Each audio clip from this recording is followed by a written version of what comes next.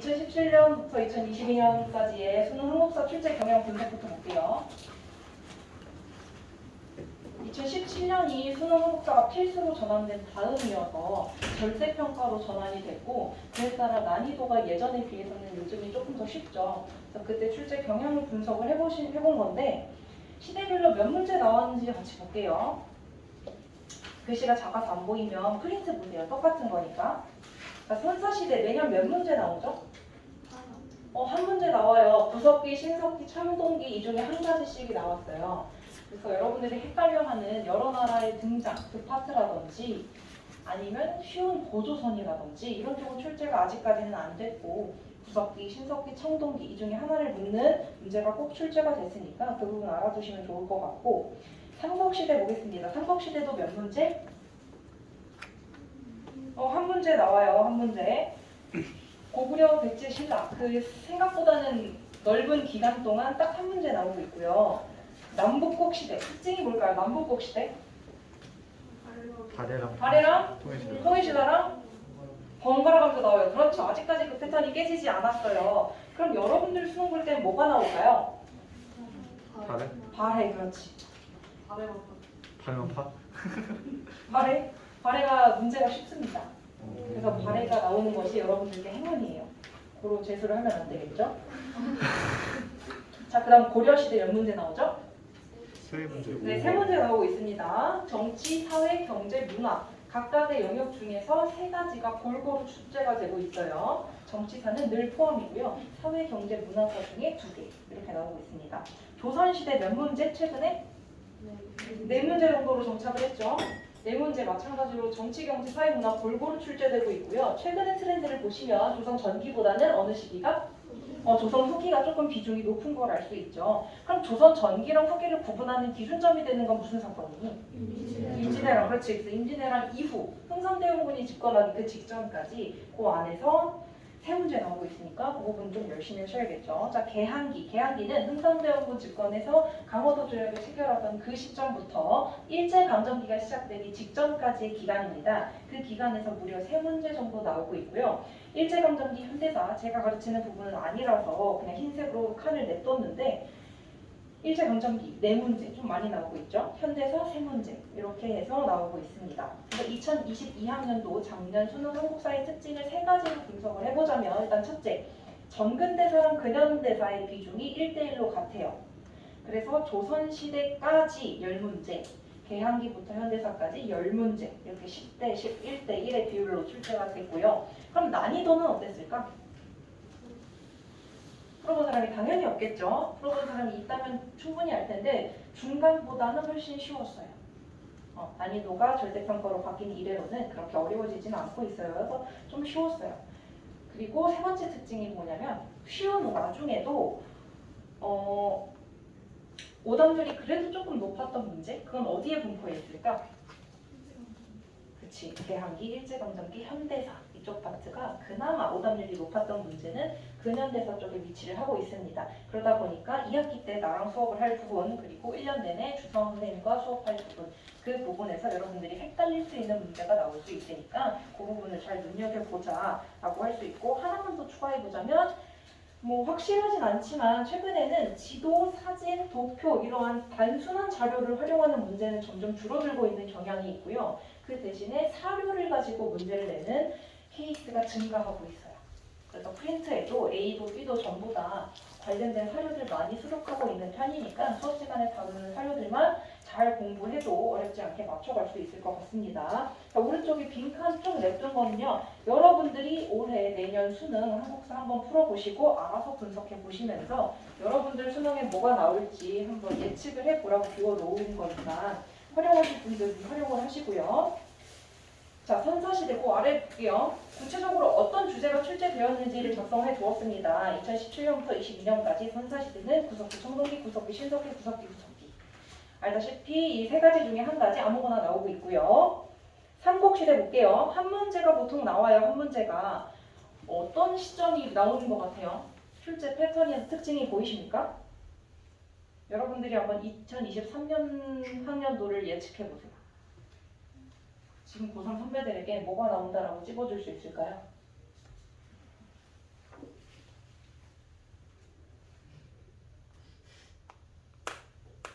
사용한다고 이렇게 대답이 없어지면 됩니까?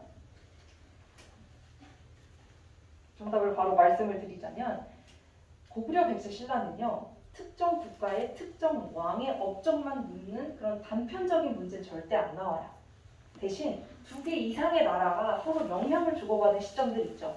뭐 전쟁을 했다거나 침입을 해서 어떤 왕이 죽었다거나 어떤 국가가 전성기를 맞이해서 영토를 확장시키는 바람에 다른 나라는 상대적으로 위축받으면서 수도를 옮겨야만 했다거나 아니면 신라랑 당나라가 연합을 해서 백제랑 고구려를 멸망시키고 삼국 통일을 달성했다거나 이런 식으로 여러 국가가 서로 영향을 주고받고 치고받고 하는 그런 시점들이 주로 출제가 되니까 삼국시대 가르칠 때 분명히 저는 고구려, 백제, 신라 각각 왕별로 업적을 쭉 정리해서 가르치긴 할 거예요. 그러나 다 가르치고 나서 국가들끼리 맞닿아 있는 그 시점들도 따로 표시를 해서 알려드리도록 할 테니까 수능 공부에 대비를 할 때는 그렇게 접점이 닿아 있는 부분들에 주목해 주시면 좋을 것 같고요. 아까 봤듯 남북국시를 봅시다. 자, 발해가 쉽다 그랬죠. 발해는 발해의 특징을 맞추는 문제가 계속 나왔어. 그래서 뭐 고구려를 계승했다라는 특징만 알고 있으면 정답을 찍는데 무리가 없는 문제였는데 문제는 통일신라겠죠. 자, 2018년 통일신라 뭐 나왔죠? 원효, 그렇지. 원효를 딱 배운 그 며칠 동안은 원효가 통일신라 사람인 게 되게 당연해. 근데 1년이 지나고 2년이 지나고 머릿속에서 망각곡선이 바닥을 치게 되면 원효가 신라 사람인지 통일신라 사람인지 고려시대 사람인지까지도 헷갈릴 수가 있어요. 이런 식으로 통일신라 살짝 놓치면 헷갈릴 수 있는 부분, 그런 부분이 자꾸 출제가 돼서 까다로운 편이고요. 2020년도에도 통일신라 부분이 국학과 독서 상품과가 출제가 돼서 원소왕 시기의 업적 이런 것들, 그 교육이나 관리 인용제도 관련된 부분이 나왔어요.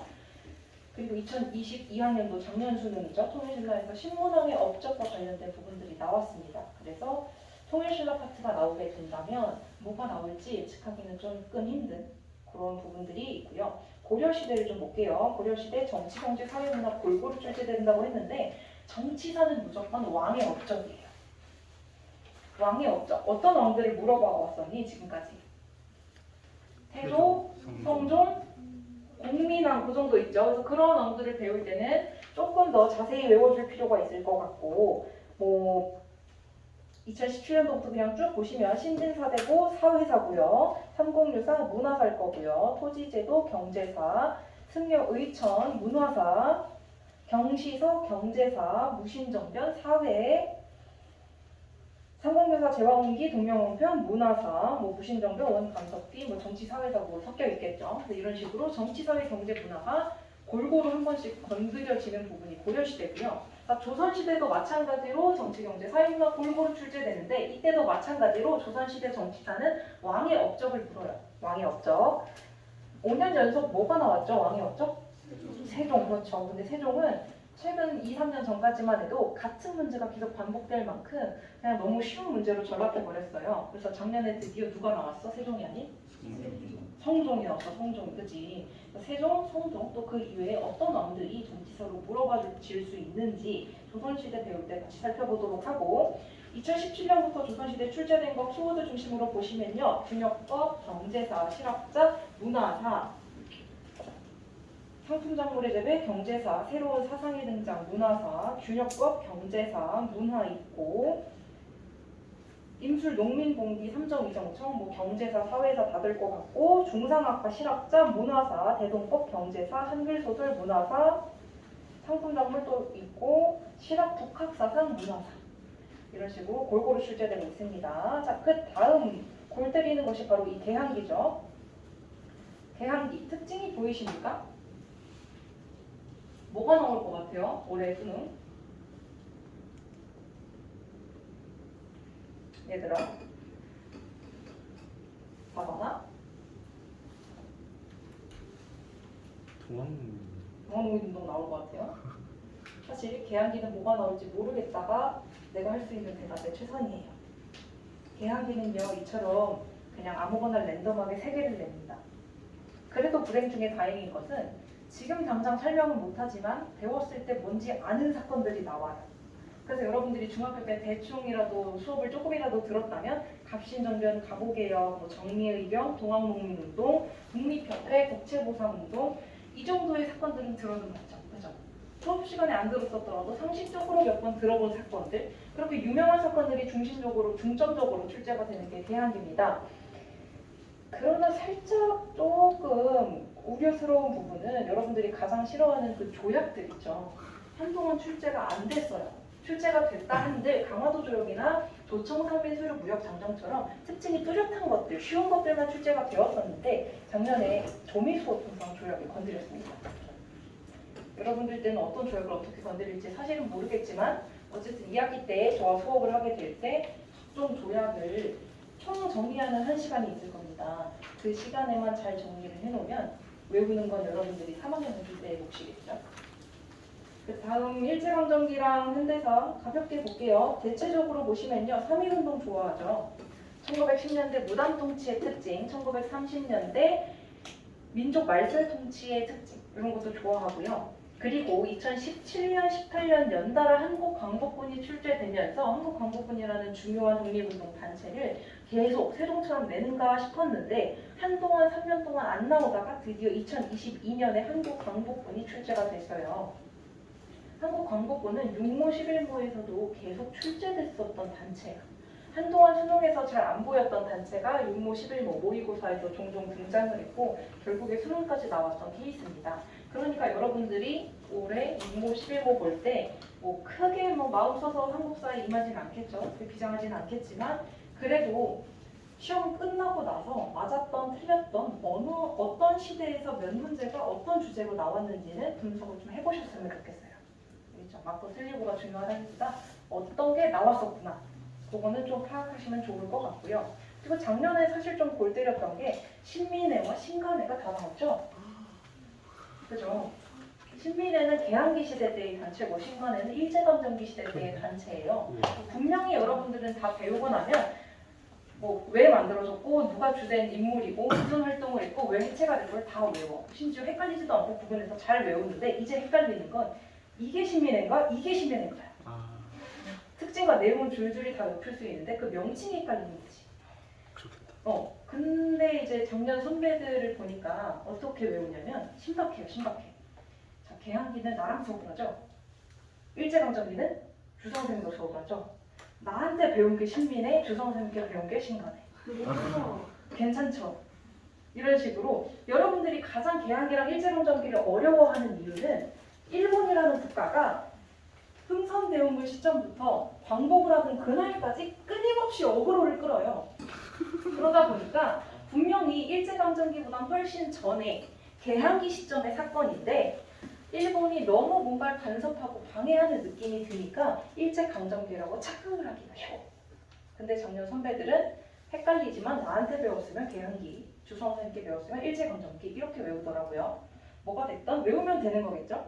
그래서 그렇게 헷갈리는 파트지만 우리 학교에서 수업을 듣는다면 나쁘지 않을 것 같다라는 생각이 들고 마지막 현대사의 특징은요. 한 5, 6년 전까지만 해도 수험생들에게 현대사는 이승만, 박정희, 전두환까지였어. 그 이유는 현재지 현대사가 아니었어. 근데 최근 2개년을 볼까요? 어느 정도까지 계속 나오고 있죠? 김대중까지? 김대중, 노태우가 계속 나오죠. 심지어 주제가 통일정책입니다. 나름 센세이셔널하게 가장 최근의 현대사를 출제를 계속하고 있어요. 근데 여러분들이 수능을 보는 건 여기서부터 또 2년 뒤죠. 그러다 보니까 제 생각에는 노무현 정권까지의 업적들을 공부해둘 필요가 있다라는 생각이 듭니다. 근데 뭔가 억울하죠. 늦게 태어났다는 이유로 배울 역사의 양이 점점 늘어나는 것 같아서 그러면 앞부분을 깔끔하게 싹 다 외우시고 이 문제 하나 틀리시면 돼요. 하나 틀리는 것까지는 1등급이 안정적으로 나오니까 이 마지막 문제가 2점짜리든 3점짜리든 뭐 전략은 자유지만 어쨌든 여러분들은 노무현 정권까지를 외워야 안정적이지 않을까라는 생각이 듭니다. 자, 질문이 있어도 시간 관계상 일단 넘어갈게요. 자, 목차는요. 왼쪽에 대단원 1단원 나랑 1학기 동안 배울 부분이고요. 대단원 2단원 오른쪽에 있는 파트는 개항기 파트로서 2학기 내내 배우게 됩니다. 무리하게 조선 끝까지를 1학기에 다 꾸역꾸역 나가려고 하는 이유는 개항기에서 출제 비율이 좀 높죠. 그리고 개항기는 아까도 말했다시피 뭐가 나올지 예측하기 어려워요. 그래서 사건 하나하나 조금 세세하게 따져봐야 하기 때문에 2학기 내내 계약일을 좀 천천히 차근차근 나가보자 이렇게 편성을 했으니까 1학기 때 진도가 다소 빠듯하고 공부량이 많더라도 조금만 존버해도 돼요. 자, 이거 메모 각자 읽어보십시오. 시간이 조금 여유가 있어서 진도를 좀 나가겠습니다. 세 번째로 나눠줬던 프린트 주제 1번 프린트 펼쳐주시면 됩니다. 준비가 되실까요? 네. 네.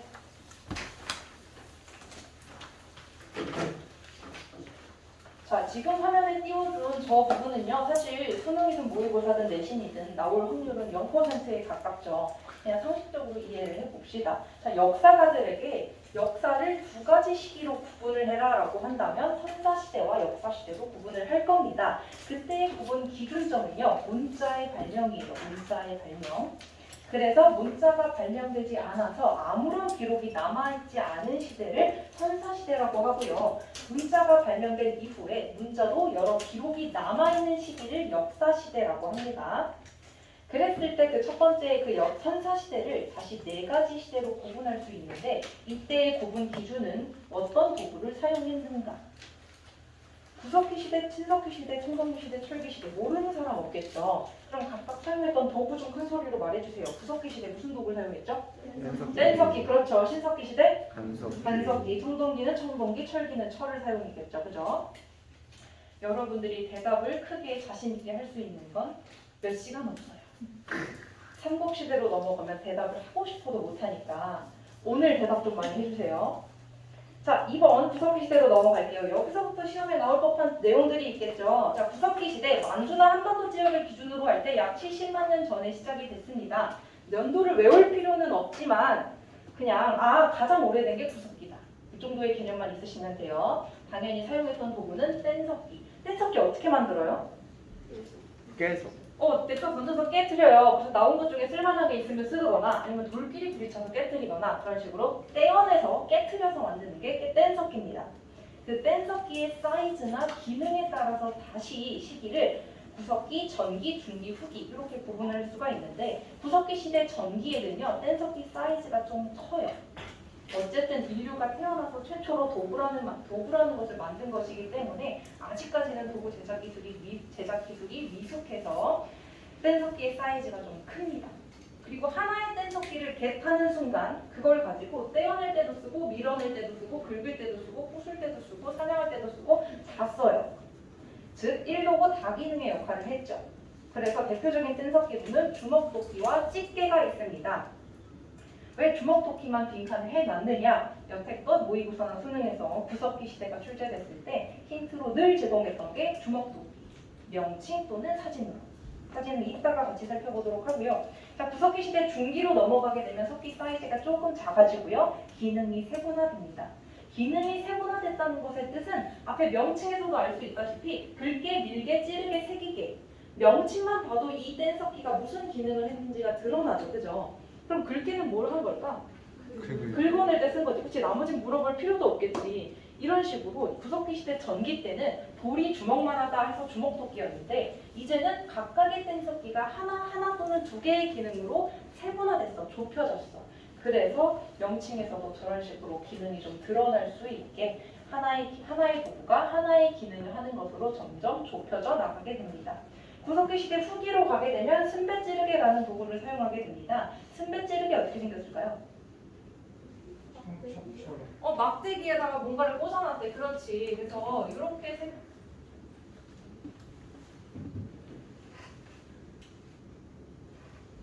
이렇게 생긴 게 작은 돌날이야. 주먹도끼보다 좀 작아. 근데 이 순배찌르개의 포인트는 바로 저 아래 뾰족한 부분이야.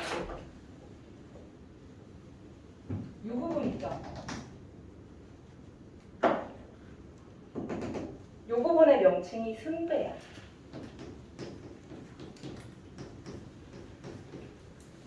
그리고 아까 저기 친구가 말했다시피 기다란 나무 작대기나 뿔 같은 거를 끝을 이렇게 계속 갈아. 끝을 갈아서 홈을 만들면 얘가 들어갈 만큼의 홈이 생기겠죠. 그랬을 때 그 홈을 여기다 연결을 해요. 나무에 홈을 파서 이걸 순대에다가 연결을 합니다. 그리고 나서 빠지지 않도록 이 부분을 끈으로 동여매요. 이렇게 생긴 순배 찌르개입니다. 괄호 안에 설명이 써있다시피 작은 돌날을 나무나 뿔에 결합시켜서 사용했던 도구, 그게 바로 순배 찌르개고, 구석기 시대는 성사시대로서 사실 기록이 남아있지는 않지만 우리가 추정하건대 주변 지역과 교류를 시작했을 것이다 라고 예측을 하고는 있어요. 자, 동그라미 4번에 보시면 구석기 시대 때 기후 환경적인 특징이 나타나 있습니다. 초반까지만 해도 일정한 주기로 빙기가 반복이 됐어. 그 말인즉슨 엄청 더웠다가 엄청 추웠다가 엄청 더웠다가 엄청 추웠다가 계속 요동치면서 반복을 했다는 소리겠지. 이러한 기후 환경 속에서는 덩치가 큰 맘모스 같은 동물들은 살아남을 수 있었어. 근데 문제는 토끼나 쥐나 닭처럼 크기가 작고 빠른 동물들, 짐승들, 이런 동물들은 살아남기가 힘들었어. 왜냐? 더울 땐 쪄 죽고 추울 땐 얼어 죽고. 그래서 구석기 시대 초기에는요, 만약에 구석기인들이 배가 고프잖아? 그럼 2, 30명이 뗀석기 이만큼 들고 달려가서 열심히 때려 죽여야만, 맘모스를 때려 죽여야만 그날 허기를 달랠 수가 있었어. 근데 구석기 시대 말기로 가게 되면 기온이 상승해요. 요동치던 기온이 쭉 상승해서 살기 좋은 따뜻한 기후가 유지가 돼. 그러면 쥐나 토끼나 닭처럼 작은 짐승들이 살기 좋아졌을까? 살 수 있었을까? 당연히 이제 살기가 좋은 환경이 있겠지. 그러한 상황 속에서 이제 구석기인들이 배가 고팠을 때 더 이상 여러 명이 떼거지로 몰려가서 맘모스 사냥하는 힘든 짓을 더 이상 안 해요. 당연히 마을 주변에 돌아다니고 있는 닭을 잡아먹거나 쥐를 잡아먹거나 토끼를 잡아먹거나 했겠지. 자, 근데 문제점은 여러분들 혹시 닭 잡아봤어요? 상상해봐. 쉬울 것 같니? 두 손으로 닭을 때려 잡는 게? 그치? 쉽지 않아. 그리고 기존의 주먹토끼 같은 것 가지고는 토끼나 닭을 때려 죽여서 잡기가 쉽지 않아. 훨씬 더 정교하고 날렵하고 뾰족한 도구가 필요해. 그치? 규모는 작지만 사실은 너무 날쌔니까 그거를 사냥하기에 적합한 도구가 필요했어. 그래서 석기를 더욱더 정교화시켜서 구석기 시대 말기가 되게 되면 활이나 화살 같은 거를 제작해서 사용을 하게 됩니다. 바로 4번에 보시면 주된 경제활동은요, 사냥과 채집이었어요. 그래서 이 때문에 구석기 시대를 식량 수렵과 채집의 단계라고도 부르고요. 사회적인 특징을 보시면 이 당시 구석기인들은 무리를 지어 사는 무리사회였고 그 안에서 계급이 발생하지 않은 평등한 사회였어요. 그리고 그 무리끼리 같이 이동을 하면서 사는 이동생활을 했습니다. 이동생활을 하는 와중에도 잠시 머무르면서 쉬거나 밥을 먹거나 잠을 잘 공간이 필요했기 때문에 동굴이나 바위 그늘이나 막집에 거주를 했습니다. 다음 넘어가서 신석기 시대를 보시면요. 신석기 시대는 만주나 한반도 지역을 기준으로 할 때 기원전 8,000년경 전에 시작이 됐는데요. 이 당시 신석기인들은 드디어 최초로 토기를 제작해서 사용했어. 토기를. 그때 토기의 명칭이 뭘까요? 빗살무늬 토기. 그렇지. 빗살무늬 토기 어떻게 생겼니? 손으로 대충 이렇게 시추에이션 좀 해볼래? 그렇지. 이렇게 생겼고 빗살무늬가 어떻게 들어가 있어? 그렇지. 말도 나는 행동파군요, 다만요. 이런 식의 토기가 빗살무늬 토기죠. 여러분들이 손으로 표현해줬다시피 이 부분이 뾰족해. 그래서 세워놓고는 절대 불가능하겠지, 그지? 그래서 물은 땅이나 모래밭 같은데 이렇게 파묻어가지고 세워서 사용을 했고요. 그럼 여기서 질문. 왜 굳이 그릇에다가 빗살무늬를 새겨 넣었을까? 왜 빗살무늬를 넣으면 왜 안 깨져?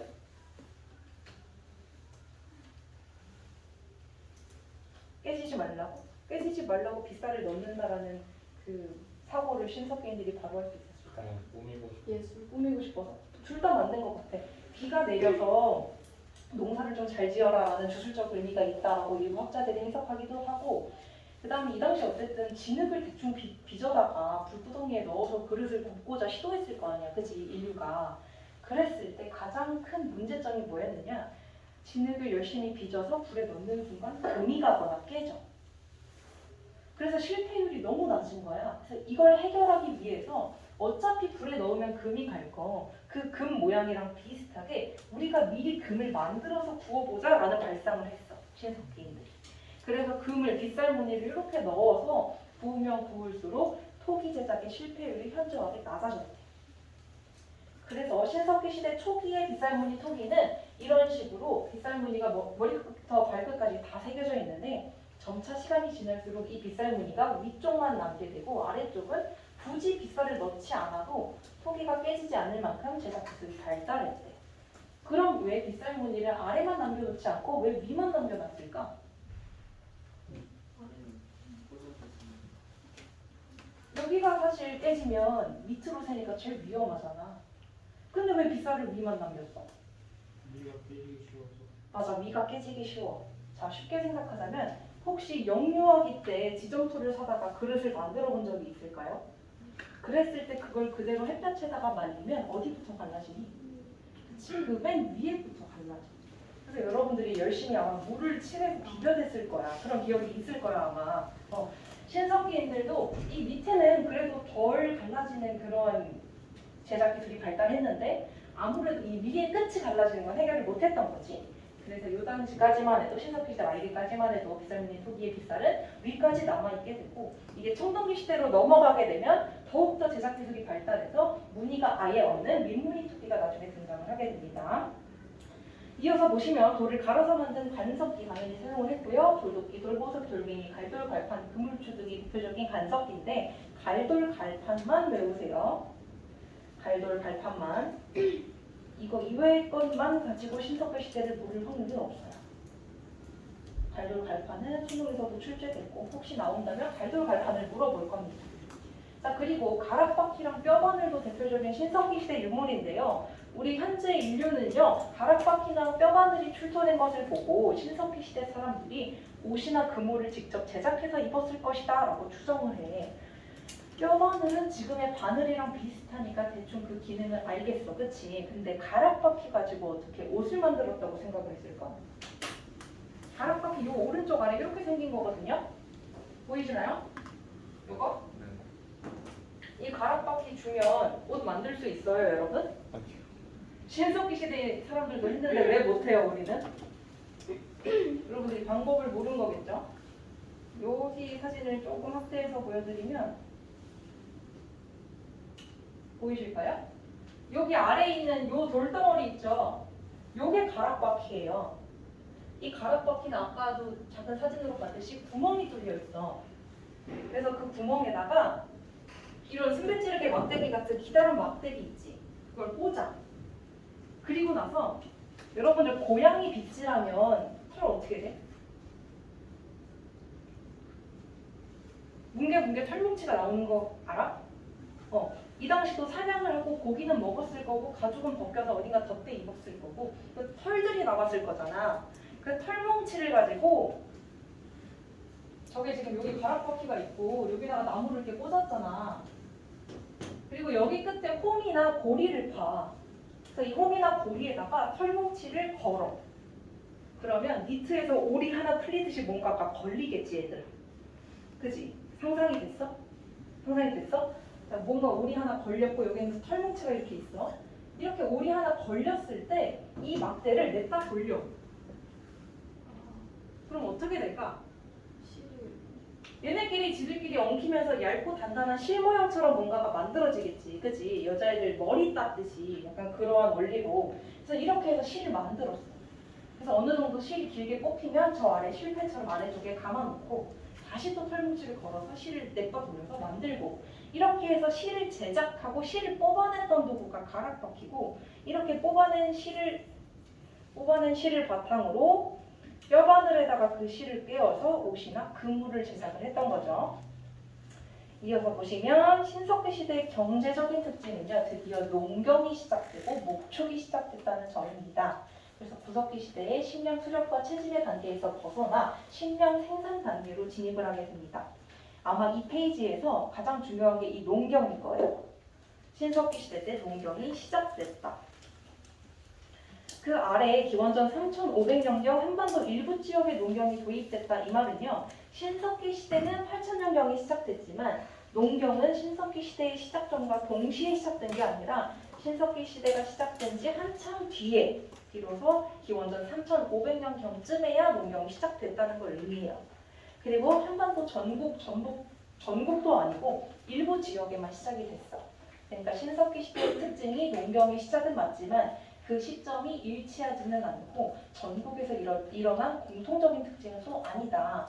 이렇게 조금 기억을 해주시면 좋을 것 같아요. 연도까지 외울 필요는 없고요. 자, 사회 볼게요. 자, 드디어 신석기인들은 정착 생활을 시작을 합니다. 어디에 정착할까요? 물이 가까운 강가나 바닷가에. 그렇지. 그래서 구석기 시대의 사람들이 막집을 지었던 것과 달리 이제는 오래 제대로 머물러야 되니까 움집이라는 걸 지어요. 움집. 움집 어떻게 생겼을까요? 그죠? 기둥을 바탕으로 이렇게 창살 같은 것들 인디언 텐트 마냥 둘러서 여기 덮죠. 바닥은 어때? 맞아. 그게 포인트야. 바닥은 이렇게 반지하처럼 팠어. 왜 하필 반지하처럼 땅을 팠을까, 얘들아? 넓게 쓰려고?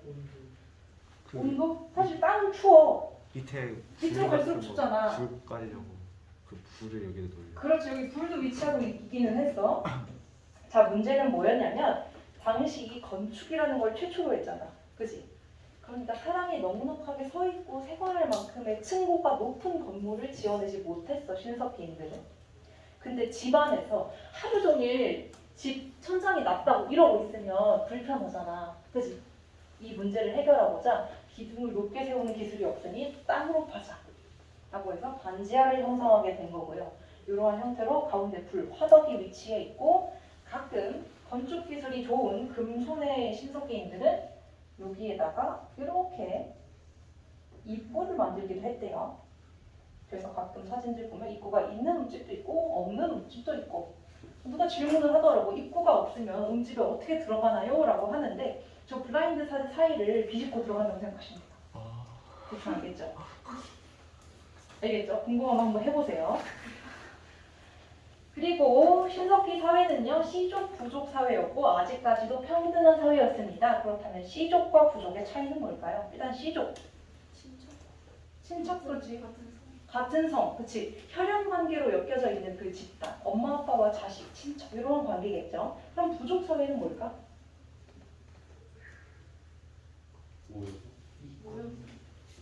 그렇지. 시족들이 모인 게 부족 사회야. 그러니까 시족은 부족의 부분 집합이겠죠.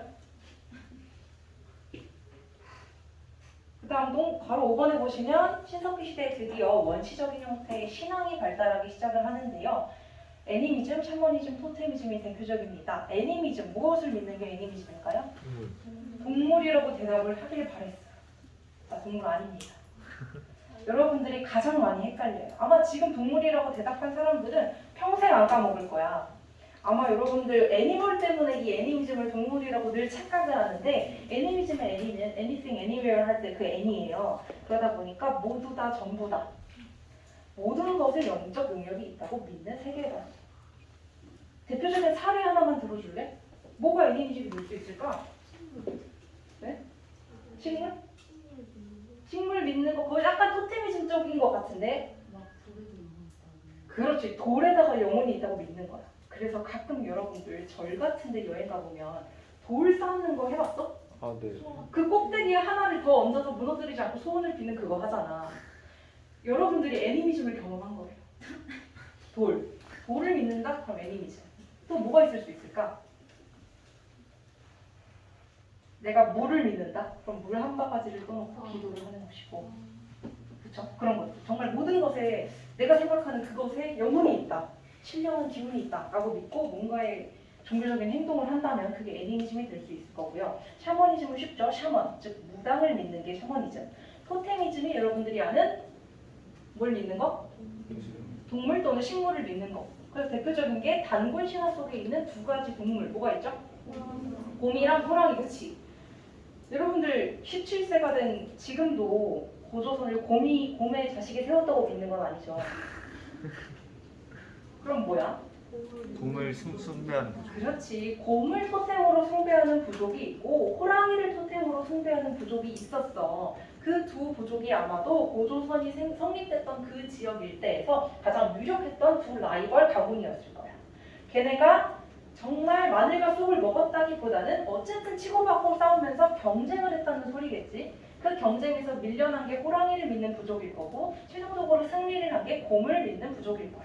그래서 그 곰을 믿는 부족의 우두머리였던 자가 아마도 그 동화 속의 곰이 될 것이고, 그 사람이 자식을 낳았고 그 아들이 단군 왕검이 돼서 나라를 세웠는데 그게 고조선이다라는 이야기를 이렇게 신령스럽게 신비하면서도 귀엽게 써놓은 거겠죠. 그럼 여기 끝까지 풀고 끝낼게요. 중초도 조금만 참아주세요. 자, 바위 들어가시되 구석기. 구석기, 그렇죠. 옆에 주목토끼 사진 한번 확인해 주시고, 요것도 무슨 시대?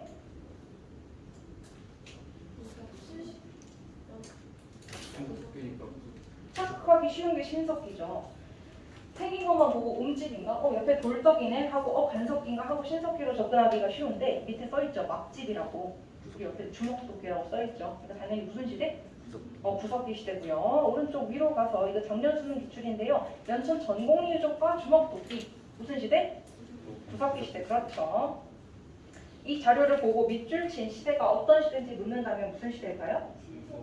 신석기 시대. 그렇지. 왼쪽에 빗발무늬 톡이고요. 오른쪽에 사진이 발돌 발판. 방망이가 발돌, 판때기가 발판이에요. 그리고 요거는 조금 설명이 길어질 것 같아서 찍을 사람들은 찍으시고 쓸 사람들은 쓰시고 다음 시간에 이어서 여기서부터 하겠습니다. 자, 다음 시간에 들어오면 농경의 시작부터 설명해달라고 꼭 좀 말 좀 해주세요.